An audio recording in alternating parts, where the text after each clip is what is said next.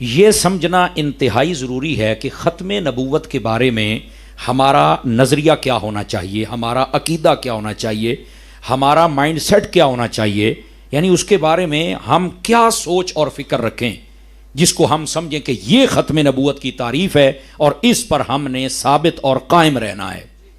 اب یہ جب ایک سوال آتا ہے تو اس کا جواب میں اپنے طالب علمی والے لہجے میں آپ کی خدمت میں عرض کرنا چاہتا ہوں، وہ یہ ہے جس طرح ہمارے پیارے نبی صلی اللہ علیہ وسلم کو نبی ماننا فرض ہے، توجہ فرما رہے ہیں نا آپ سبھی حضرات، اسی طرح ہمارے پیارے نبی صلی اللہ علیہ وسلم کو آخری نبی ماننا یہ بھی فرض ہے۔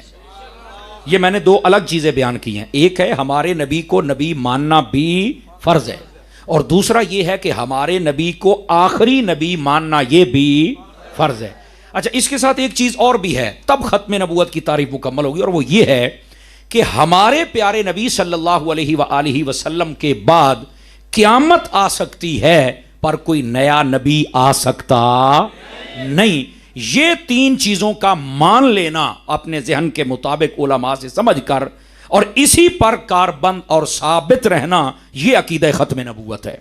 ہمارے نبی بھی ہیں، ہمارے نبی اللہ کے آخری نبی بھی ہیں، اور ہمارے نبی کے بعد قیامت آ سکتی ہے پر کوئی نیا نبی نہیں آ سکتا۔ یہ ہے عقیدہ ختم نبوت۔ یہ نبی پاک علیہ السلام کی ختم نبوت کے بارے میں ہم نے عقیدہ، نظریہ اور اپنا مائنڈ سیٹ رکھنا ہے، نمبر ایک۔ نمبر دو، یہ بات بھی سماعت فرمائیے، عقیدہ ختم نبوت کی اتنی اہمیت کیوں ہے، کیوں اتنا زور دیا جاتا ہے، اس کا سبب کیا ہے، اس کی وجہ کیا ہے؟ پھر دائیں بائیں دیکھ رہے ہیں، میں نہ بھول جاؤں گا، ڈاکٹر صاحب نے آپ کو جتنا خوبصورت خطاب سنایا نا، آپ وہی لذت لیتے ہوئے میری طرف توجہ فرمائیں گے۔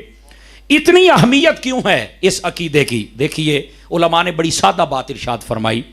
اگر آپ دیکھیں نمازیں تو یہ پہلی امتوں کے پاس بھی تھیں، وہ 5 تھیں، 10 تھیں، 1 تھی یا 2 تھیں، تھی تو صحیح نا ان کے پاس جتنی مقدار میں تھی۔ روزے بھی تھے، حج بھی وہ کرتے تھے، قبلہ کی طرف منہ بھی کرتے تھے، باقی یہ معاملات بھی ان کو دین اور ان کی شریعت بتاتی تھی، سب کوئی تھا، ان کے بعد نبی بھی تھا، توحید کو بھی مانتے تھے۔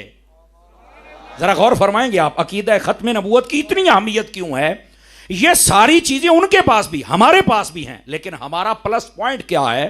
وہ یہ ہے کہ پہلوں کو اللہ نے یہ سب کو دیا، نبی بھی دیا، لیکن ان کا نبی یہ نہیں بتایا کہ یہ آخری ہے۔ ہمارا پلس پوائنٹ یہ ہے، اپنے نبی کے صدقے میں فرمایا کہ تمہیں جو نبی دیا ہے یہ آخری نبی ہے، اور ایسا آخری نبی ہے، اس کی امت بھی آخری ہے، اس کی کتاب بھی آخری ہے، اس کا دین بھی آخری ہے۔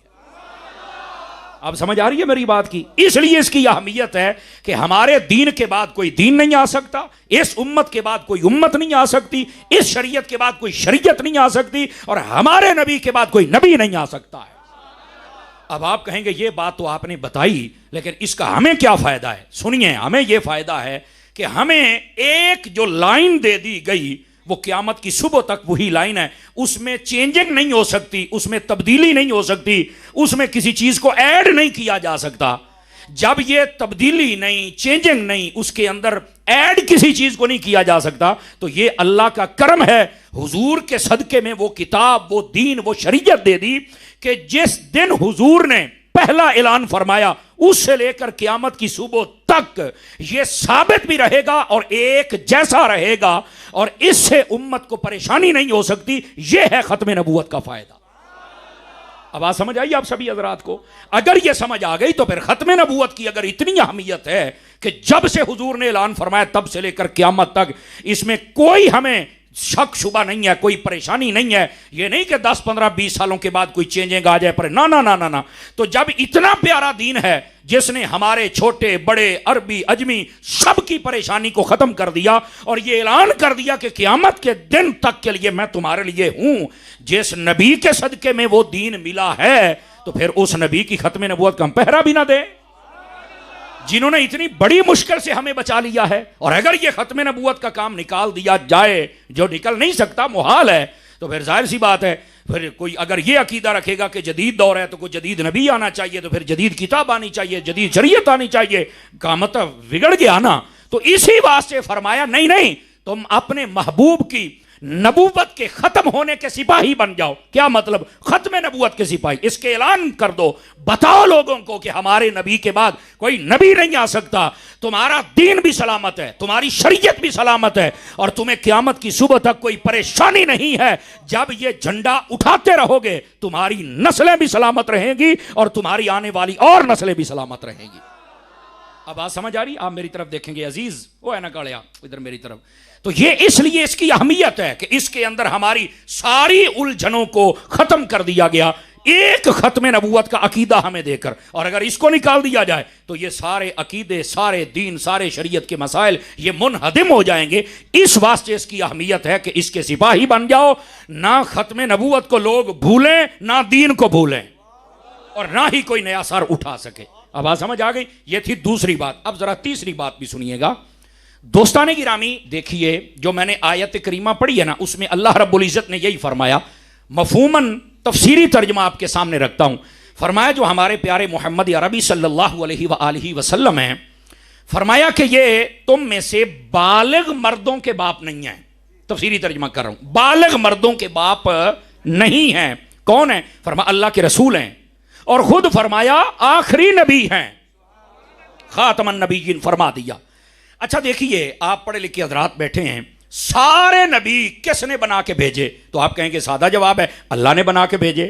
تو میں نے کہا ختم نبوت جس کو نہیں سمجھ آتی وہ مجھے صرف اتنا جواب دے دے, جس رب نے سارے نبی بنا کے بھیجے نا, اسی رب نے یہ کہا ہے کہ محمد آخری ہے صلی اللہ علیہ وسلم. تو اگر اس رب کے کہنے سے باقیاں نو مان لے آئی تو پھر اس رب دی یہ بھی مان جا کہ حضور آخری نبی ہیں. تو ختم نبوت کا عنوان تو یہیں پر سمجھ آ جاتا ہے کہ جس رب نے سارے نبی بھیجے اسی رب نے اپنے کلام میں اعلان فرما دیا کہ ہمارے محبوب آخری نبی ہیں, ان کے بعد کوئی نبی آ سکتا.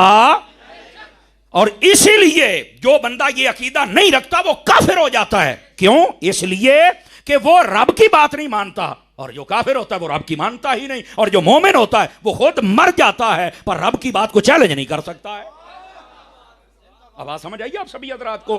گرامی قدر حضرات, یہ ختم نبوت کا مسئلہ ہمیں سمجھ جانا چاہیے کہ رب نے فرما دیا, جس نے سب کو بھیجا کہ ہمارے محبوب آخری ہیں. تو ہن جڑا رب دی نہ مننے, آواز کمزوروں والی ہے, فرنٹ سیٹوں والے ذرا آپ بتائیں نا, جڑا رب دی نہ مننے پھر اس کو مسلمان کیسے کہہ سکتے ہو؟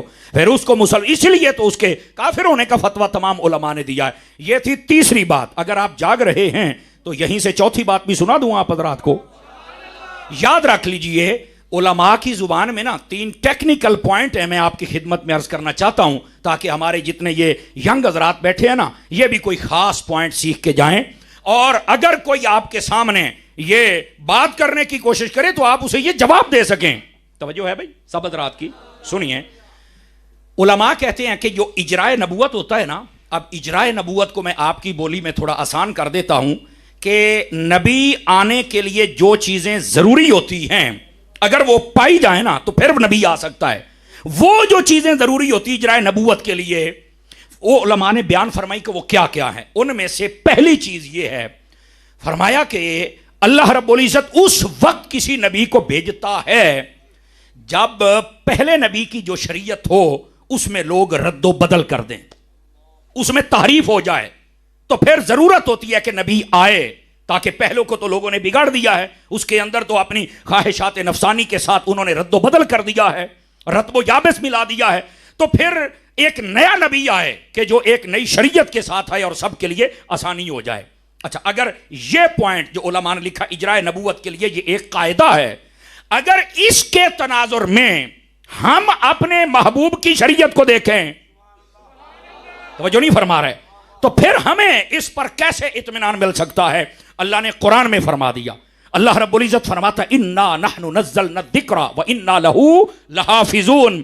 فرمایا محبوب ہم نے قرآن نازل بھی کیا ہے اور اس کی حفاظت بھی ہم فرمائیں گے.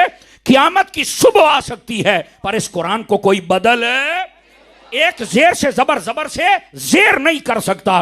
کیوں کہ ایک نبی پاک صلی اللہ علیہ وسلم آپ پر دین اور شریعت یہ عروج کر کے ختم کر دیا گیا. میرے نبی آخری نبی ہیں, آپ کے بعد نبی نہیں آ سکتا. اس لیے وجہ یہ ہے کہ اگر اس شریعت کو لوگ تبدیل کرتے تو کوئی نبی آ سکتا تھا. اللہ نے مصطفیٰ کو قرآن و شریعت ہی وہ دی جسے کو تبدیل کر ہی نہیں سکتا ہے. تو جب کر نہیں سکتا ہے تو کوئی نیا نبی آ بھی. اب یہ پوائنٹ سمجھ گئے آپ سبھی حضرات. اجرائے نبوت کے لیے جو قاعدہ علماء نے لکھا وہ یہ ہے کہ پہلی شریعت میں رد و بدل ہو جائے, تحریف ہو جائے, لوگ بدل ڈالیں, اتنی جسارت کر سکیں.